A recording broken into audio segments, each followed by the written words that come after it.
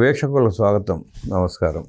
కల్తీ మద్యం తయారీ కేసులో జోగి రమేష్ అరెస్ట్ అయ్యాడు. జోగి రమేష్ గారి భార్య చంద్రబాబు నాయుడు గారితో పోల్చుకుంటూ తన మొగుడు ఏదో ప్రజా ఉద్ధారకుడు లాగా మాట్లాడుతూ ఆమె చాలా మాటలు మాట్లాడింది. జోగి రమేష్ భార్య శకుంతల ఆమె మాట్లాడిన మాటల మీద, జోగి రమేష్ అరెస్ట్ మీద కారణాలు అడిగి తెలుసుకునే ప్రయత్నం చేద్దాం. వివరించడానికి మనతో పాటు ఉన్నారు సీనియర్ జర్నలిస్ట్ దుర్గా కుమార్ గారు. వారిని అడిగి మరిన్ని విశేషాలు తెలుసుకుందాం. సార్ నమస్తే. నమస్కారం బ్రహ్మగారు, మన వీక్షకులకు.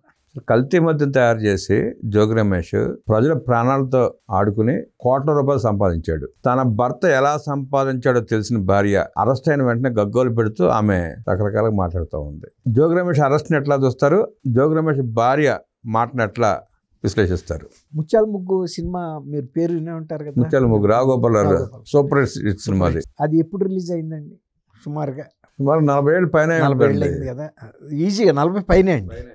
నేను దాదాపు 50 years అని కూడా అనుకుంటున్నాను. 48 ఏళ్ళు అన్నా ఉంటుందండి. 48 ఏళ్ల క్రితమే ఈ సబ్జెక్ట్ మీద బాపు గారు సినిమా తీశాడండి. ఇవాళ జోగి రమేష్ భార్య శకుంతల మాట్లాడుతున్న మాటల మీద, లేకపోతే వంశీ భార్య పంకజశ్రీ రియాక్షన్ల మీద ఆ రోజునే సినిమా తీశాడంటే దాన్ని ఎంత గొప్ప దర్శకుడు, ఎంత విజనరీ అనుకోవాలి బాపు గారు. భవిష్యత్తులో ఇలాంటి క్యారెక్టర్లు పుడతాయని తెలిసి ఆయన అప్పుడే తీశాడు. ఇలాంటి ప్రతివ్రత స్త్రీలు పుట్టుకొస్తారు. వాళ్ళ భర్తలు దేశాన్ని ఎన్ని రకాలైనటువంటి నేరాలు చేసినా, ఘోరాలు చేసినా, అక్రమ సంపాదనలు చేసినా, కల్తీ సారా చేసి జనాలను చంపినా, లేకపోతే భూ కబ్జాలు చేసినా, ఇతరుల మహిళల పట్ల అసభ్యంగా మాట్లాడినా, వాళ్ళ ఇంట్లోకి డబ్బులు వస్తున్నంతసేపు వాళ్ళ భర్త చాలా పుణ్యాత్ముడని, ఇలాంటి యోగి ప్రపంచంలో ఉండడని అనుకుంటారు. కానీ ఒక్కసారి వాళ్ళ భర్తలు చేసిన నేరాల మీద అరెస్ట్ అయితే కూడా వాళ్ళకి ఆ నేరాలు కనపడవు. అరెస్టే పెద్ద నేరం, తప్పు. ఇలాంటి యోగి పొంగవులను కూడా అరెస్ట్ చేస్తారా? మాలాంటి ప్రతివత శిరోమణులకి ఇంత మనోవేదన కలిగిస్తారా అని మాట్లాడటం చూస్తే ఇవాళ జనం జోగి రమేష్ అరెస్ట్ మీద ఆలోచించట్లా, ఆ అమ్మాయి మాట్లాడిన మాటల మీద చాలా చర్చ జరుగుతుంది. అంటే ఇన్ని సంవత్సరాల నుంచి భర్త అనేక అక్రమాలకు పాల్పడి, ఇన్ని ప్యాలెస్లు కట్టి, ఇన్ని ఆఖరికి అగ్రిగోల్డ్లో ఎంతమంది బాధితులండి, కుటుంబాలు సర్వనాశనం అయిపోయింది. అట్లాంటి అగ్రిగోల్డ్ భూములను కూడా వీళ్ళు కబ్జాలు చేసి అక్రమంగా వాళ్ళ బిడ్డల పేరు మీద, వాళ్ళ తమ్ముడి పేరు మీద, బాబాయ్ పేరు మీద, వెంకటేశ్వరరావు పేరు మీద రిజిస్ట్రేషన్లు చేయించి ఇంత ఆస్తులు సంపాదించిన రోజున ఈ శకుంతలమ్మకి ఏమీ కనపడలా. అడగొద్దు, మన ఆర్థిక పరిస్థితి ఏంటి, మనకి ఇంత డబ్బులు ఎక్కడి నుంచి వస్తున్నాయి? 100 కోట్లు. అదే అంటున్నా, 100 కోట్లు ఎట్లా వస్తున్నాయి? ఇంతంత ప్యాలెస్లు మనకి ఎక్కడి నుంచి వచ్చినాయి? మనం ఆయన చెబుతాడు కదా, నేను బీసీని, చాలా సాధారణ కుటుంబం నుంచి వచ్చానని. అప్పుడు అర్థం కావాలి కదా, ఎక్కడో ఎవరిదో కొంపలు ముంచుతున్నాడు ఈయన. రావుగోపాలరావు కనుక ముత్యాల ముగ్గులో ముంచుతున్నట్టు తెలియాలి కదా. సూర్యకాంతం కూడా అట్లాగే మాట్లాడింది. అమాయకుడు, అయ్యో అంత మనిషి, అట్లాంటి మనిషికి మనసు బాధ కలిగితే ప్రపంచం ఉంటుందా అన్నట్టు మాట్లాడుతుంది ఏ రావుగోపాలరావు. అట్లాగే ఇప్పుడు ఈయన కూడా ఏమన్నా ఈయన భర్తను తీసుకెళ్ళి ఎన్కౌంటర్ చేశారా? లేకపోతే రఘురామరాజు కృష్ణరాజు గారిని తీసుకెళ్ళినట్టు సిఐడి ఆఫీస్కి తీసుకెళ్ళి చిత్రహింసలు పెట్టారా? 3rd డిగ్రీలు పెట్టారా? ఏం చేశారు? తీసుకెళ్లారు, హాస్పిటల్కి తీసుకెళ్లారు, వైద్య పరీక్షలు చేయించారు, మళ్ళీ జడ్జి గారి ముందుకు తీసుకెళ్లారు, ప్రవేశపెట్టారు. ఆయన సాక్ష్యాధారాలను చూసి 13వ తారీఖు వరకు దీనికి పంపించాడు, జ్యుడిషియల్ కస్టడీకి తీసుకెళ్ళి జిల్లా జైలుకి పెట్టారు. ఏం జరిగిందండి? ఇప్పుడు అతను అన్ని నేరాలు చేస్తే చట్టాలు పనిచేయకుండా ఉండమని ఈ ప్రతివ్రత శిరోమణులు ఎలా అడుగుతారండి? వీళ్ళు ఒక మంత్రికి మా భార్యగా చేసావు కదా, నువ్వు ఒక ఎమ్మెల్యేగా ఉన్నాడు ఆయన, 3వ అనుకుంటా, బహుశా 2వ మూడోసారి, సరే సీనియరే. మరి అందులో 3 నియోజకవర్గాల నుంచి పోటీ చేశాడు. పెడ నుంచి చేశాడు, మైలవరం నుంచి చేశాడు, లేటెస్ట్గా పెనమలూరులో చేశాడు. మరి ఇన్ని ఘోరమైనటువంటి నేరాలు చేసి ఇంత డబ్బు అక్రమ సంపాదన చేసిన రోజున ఆమె అది ఖండించి ఉండాలి. అయితే ఇక్కడ ఇంకొక చిన్న మర్మం కూడా ఉందండి. మొన్న మధ్య జోగి రమేష్ ఏం చెప్పాడు తెలుసా? మేము భువనేశ్వర్ గారి గురించి కొన్ని అసభ్యమైన పదజాలం వాడిన మాట వాస్తవం. నా భార్య నా ఇంటికి వెళ్ళిన తర్వాత అడిగింది అన్నాడు. కానీ ఇప్పుడు ఆమె మాట్లాడుతున్న తీరు కనుక నిజంగా కనుక ఆమె అట్లాంటి మాట అడిగి ఉంటే ఇవాళ ఈ మాట మాట్లాడదు. కాబట్టి అది బిల్డప్ కోసం చెప్పాడేమో అనిపిస్తుంది జోగి రమేష్. అంతే.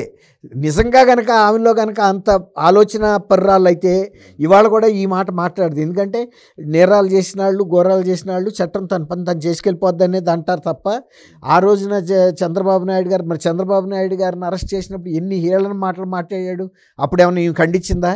నువ్వు తప్పు, అట్లా మాట్లాడకూడదు. ఆయన వయసు పెద్ద, ఆయన ఇప్పుడు 3 సార్లు చీఫ్ మినిస్టర్గా చేసిన వ్యక్తి, దేశవ్యాప్తంగా ఆయనకు ఒక పలుకుబడి ఉంది, ఒక మంచి పేరుంది, నీవు ఆ మాట అనటం తగదని ఖండించాలి కదా.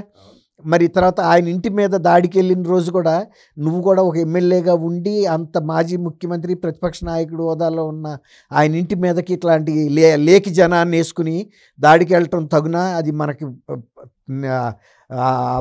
అపకీర్తి కాదా అని అడగాలి కదండి. మరి అప్పుడు ఇప్పుడు నోరు తెరవని వీళ్ళు ఇవాళ ఆయన్ని తీసుకెళ్ళటమే తప్పు, సూర్యోదయం అవుతుందా రేపు, లేకపోతే గాల్లోకి లేచిన విమానాలు కిందకి దిగ్గలుగుతాయా, లేకపోతే భూమి మీద విమానాలు పైకి ఎగరగలుగుతాయా, ఇలాంటి పెద్ద అసంభవమైనటువంటి సంఘటనలాగా వర్ణిస్తుంది. ఇలాంటి వాళ్ళు ఎంతమంది అరెస్ట్ కాలేదు? ఇప్పుడు నువ్వు ఆ రోజు తోటకూర దొంగతనం రోజే చెబితే అమ్మ నేను ఇక్కడ రాక వచ్చేవాడిని కాదన్న అంటే ఒక దొంగ. అట్లాగే నువ్వు నీ భర్తని కంట్రోల్ చేసుకుని, మనకి నిజాయితీగా ఉండే డబ్బే డబ్బు, కానీ అగ్రిగోల్డ్ కొన్ని వేల మంది లక్షల కుటుంబాలు మునిగిపోయినాయి, ఆ పాపపు సొమ్ము మనం ఎందుకు తినాలని చెప్పాలి కదండి. అదే చెప్పాలి. కల్తీ మద్యం వందల మంది కదండి. అవును. తర్వాత ఇంకోటి అండి, ఈ కల్తీ మద్యం కనుక ఇంకా కొంతకాలం జరిగి ఎవరన్నా చనిపోతే జంగారెడ్డిగూడెంలో లాగా ట్రాజిడీ జరిగి ఎన్ని కుటుంబాలు పుస్తులు తెగిపోయాయండి. వెలుగులోకి రాని సంఘటనలు చాలా ఉన్నాయండి. అదే అన్నా, చాలా ఉన్నాయి. ఇప్పుడు ఇది కూడా దాని వరకు వెళ్ళేదే. ఇప్పుడు ప్రభుత్వాన్ని పడగొట్టే ఆదుర్దాలో వీళ్ళు ఇది అపకీర్తి తేవాలని చేసిన కుట్ర కదా. గతంలో ఏదన్నా ఒక పార్టీ ఓడిపోతే ప్రజల అభిమానం పొందటానికి ప్రయత్నించేవాళ్ళు తప్ప ఇలాంటి కుట్రలు చేసి గెలిచిన ప్రభుత్వాన్ని పడగొట్టాలని ఉండేది కాదు. తర్వాత ఇంకొక మాట అనేవాళ్ళు, ఓడిపోగానే మేము ప్రజా తీర్పును శిరసా వహిస్తున్నాం అనేవాళ్ళు. ఎక్కడ తప్పులు జరిగినాయో అంతర్మాత్రం చేసుకునేవాళ్ళు, కానీ కుట్రలు చేసి గెలిచిన పార్టీని పడగొట్టాలన్న అటువంటి ఆలోచన విధానం అనేది వైఎస్ఆర్సీపీతోనే వచ్చింది. అందులో ఈ జోగి రమేష్ లాంటి వ్యక్తులు ఇంకా సురుగ్గా, ఈ తర్వాత ఇతరులు కూడా ఇట్లాంటి మాటలు మాట్లాడారు. కానీ ఇది మరి తీవ్రమైన నేరం అండి. ఈ కల్తీ సారా తయారు చేసి ఆ నిందనేమో ఇప్పుడు వివేకానంద రెడ్డి గారి మర్డర్లు కనుక చైనా అమాయకుల మీద వేసినట్టు ఇప్పుడు ఇది ప్రభుత్వమే ఈ చేసింది అన్నట్టు కుట్ర చేశాడు. రెండోది, ఈ కల్తీ మద్యంలో కనుక తయారీలో ఆ పాళ్ళు అటు ఇటు అయినాయి అనుకోండి, మనుషులు చచ్చిపోతారు కదా. అంటే వాళ్ళకి అనవసరం. అదే అప్పుడు చచ్చిపోయినప్పుడు కూడా ఏమంటారు, ఈ ప్రభుత్వం వైఫల్యమే, ఈ ప్రభుత్వమే దొంగసారాన్ని ప్రోత్సహించి ఇంతమంది మరణానికి కారణమైందని మాట కూడా మాట్లాడు. మనం గమనిస్తాం సార్, నిన్న కూడా అరెస్ట్ చేసి హాస్పిటల్ తీసుకెళ్ళిన సందర్భంగా హాస్పిటల్ మీద కూడా ఆవిడ దాడి చేసింది. ఒక రకంగా తన కొడుకుల్ని ఆ కిరాయి మొక్కల్ని వేసుకుని దాడి చేసి అద్దాలు పగలు కొట్టించి ఆ పరిస్థితి కూడా చూసాం. అలాంటి ఆమె మళ్ళీ వచ్చి మైక్ ముందు కూర్చొని మాట్లాడుతుంది. అదే మరి ఇప్పుడు వాళ్ళు చట్టం తన పని తను చేసుకెళ్తున్నప్పుడు మీరు కోర్టుకు వెళ్ళి బెయిల్ పెట్టుకోవచ్చు, లేకపోతే ఇక్కడ సాక్ష్యాధారాలు ఇవ్వని వాదించుకోవచ్చు, కోర్టులో రేపు నిర్దోషిత్వాన్ని నిరూపించుకోవచ్చు కదండి. తర్వాత 3 గంటల సేపు ఆయన బయటకు రాకుండా ఇంట్లో కూర్చుని ఫోన్లు చేసి కిరాయి మోకల్ని తెప్పించుకుని అల్లర్లు చేయాలి, ఇది గంజాయి బ్లేడ్ బ్యాచ్లని తెప్పించుకుని అల్లరి చేయాలని ప్రయత్నం కూడా చేశాడు. అంటే వచ్చింది ఆబ్కారీ పోలీసులే కదా వీళ్ళది. అంటే గతంలో దీనికి ఒక కారణం ఉంది బ్రహ్మం గారు. సిబిఐ వాళ్ళు కూడా అంతకుముందు అవినాష్ రెడ్డిని కర్నూలులో అరెస్ట్ చేయడానికి వెళ్తే కూడా వాళ్ళు రౌడీలను చుట్టు పెట్టుకుని ఆయన అరెస్ట్ జరగకుండా చూశాడు. అదే మోడస్ ఆపరెండి చేద్దామని కూడా ఇతను ప్రయత్నించాడు. అప్పటి నుంచే ఈ ప్రయత్నాలు ఎదురు తిరగటం, పోలీసులు అరెస్ట్ చేస్తా బెదిరించడం, భయపెట్టడం మొదలుపెట్టింది అప్పటి నుండే. ఆ రోజే ఆ వ్యవస్థలో అవినాష్ రెడ్డిని కంట్రోల్ చేసినట్టయితే ఇందాక వచ్చేది కాదు. తర్వాత ఇంకొకటి ఏంటంటే, జోగి రమేష్ గత కొంతకాలంగా అతను అరెస్ట్ అవుతాడని తెలిసాడు, నేరం చేశాడు కాబట్టి దాన్ని ఎలాంటి పరిస్థితికి తీసుకొచ్చాడంటే అనేక సామాజిక వర్గాలని ఇతను అరెస్ట్ చేసినప్పుడు ప్రతిస్పందించి గొడవలు చేయాలని, అలాగే ప్రాంతీయ తత్వాన్ని, ఆయన సొంత సామాజిక వర్గాన్ని ఆ కుర్రాడు పెట్రోల్ పోసి రేపల్లో చనిపోయినప్పుడు ఈ సామాజిక వర్గీయుడే అతను అమర్నాథ్ గౌడ్ పిల్లాడు. మరి ఆ రోజు ఈ సామాజిక వర్గానికి చెందిన ఈ వ్యక్తి ఎందుకు ఖండించలేదు? ఇప్పుడు ఈయన అరెస్ట్ చేస్తే ఆ వర్గం అంతా రావాలంట. ఇప్పుడు మనం అందరూ సమాజంలో బతుకుతున్నారు. దొంగతనం చేసినడికి కులం అంటగట్టి కులం సపోర్ట్ కావాలని అడగటం ఎంతవరకు సమంజసం కాదు. అసలు ఏ కులమైనా దొంగలను సపోర్ట్ చేస్తుందా? నీతి బాహ్యమైన పని అండి అది. ఇప్పుడు ఇతను అడిగిన సామాజిక వర్గంలో విఘ్నులు ఉండరా అండి? ఇది మనం వెళ్ళాల్సిన కేసు కాదు. అతను అందులో అసలు ఎవరైనా అది న్యాయస్థానాల్లో తేలుతుంది కదా ఒకవేళ అక్రమ కేసు అయితే. అంతేగాని సామాజిక వర్గీయులు ఎవరిని అరెస్ట్ చేసినా ఒక సామాజిక వర్గం పోలీసుల మీదకి వెళ్ళమంటే ఈ ప్రభుత్వాలు నడుస్తాయా? గతంలో మీరు ఇంతమంది అరెస్ట్ చేసినప్పుడు వాళ్ళకి సామాజిక వర్గాలు లేవు ఆ రోజున.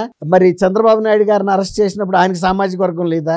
ఆయనకి 2 రాష్ట్రాల్లోనూ దేశవ్యాప్తంగా కూడా అభిమానులు ప్రపంచవ్యాప్తంగా కూడా స్పందించినప్పుడన్నా మీకు అర్థం అవ్వాలిగా మనం తప్పు చేశామని. వీళ్ళు ఎట్లా తయారయ్యారంటే ప్రజలను దోచుకుని ప్రజల ఆస్తులు లూటు చేసి వందల వేల మంది చంపేసినా పర్లేదు, ఆ సంపాదించిన అక్రమాసులతో 1000 మంది కిరాయి కొండలను పోగేసుకుని వాళ్ళకి మేపి ఇలాంటి సందర్భాలు వచ్చినప్పుడు వాళ్ళతో గొడవలు సృష్టిస్తే తద్వారా దాన్ని రెచ్చగొట్టి లబ్ధి పొందే ప్రయత్నంలో భాగంగా వైఎస్ఆర్ కాంగ్రెస్ పార్టీ చేస్తున్న ప్రయత్నాలు తప్ప సమాజం ఎప్పుడు ఎన్నటికీ క్షమించదు దొంగలని. ఇక్కడ జరగలేదండి అట్లా. ఒకప్పుడు పోలీస్ స్టేషన్కి వెళ్తే సిగ్గుపడే ప్రజలున్న పరిస్థితి మనం చూసాం. ఇవాళ దొంగతనాలు చేసి దోపిడీ చేసి దర్జాగా పోలీస్ స్టేషన్ల మీదకి వెళ్ళి దౌర్జన్యాలు చేస్తుంటే ఈ వ్యవస్థలు కూడా ఎందుకు చూస్తా ఊరుకుంటున్నాయి అన్న బాధ కూడా కలుగుతుంది ప్రజల్లో. కానీ ఇది కూడా ఇప్పుడు మనం పులివెందుల్లో పోలీస్ ఆఫీసర్ మీదకి వెళ్ళిపోతే అక్కడ డిఎస్పి వాళ్ళందరినీ మన బై ఎలక్షన్ అది ఇప్పుడు మా జెడ్పీటీసీ ఎన్నికలప్పుడు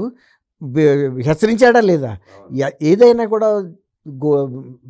ఎంత నొక్కితే అంత రియాక్షన్ వస్తుంది అన్నట్టు వీళ్ళు పోలీసుల మీదకి ఇట్లా వెళ్ళే సందర్భాల్లో ఒక్కోసారి పోలీసులు కూడా ఎదురు తిరిగి కాల్పులు కనుక జరిపితే ఇలాంటి అరాచక శక్తుల మీద ప్రజల నుంచి కూడా సానుభూతి ఉండదు. ఎందుకంటే వీళ్ళు ఏమన్నా మంచివాళ్ళ పోలీసుల మీదకి వెళ్ళటం ఏంటి? అరెస్ట్ చేసిన వ్యక్తిని రిలీజ్ చేయమని అది కోర్టులో చేయించుకోవాలి తప్ప కోర్టు ద్వారా ఈ అరాచకం దౌర్జన్యాలని సహించరండి.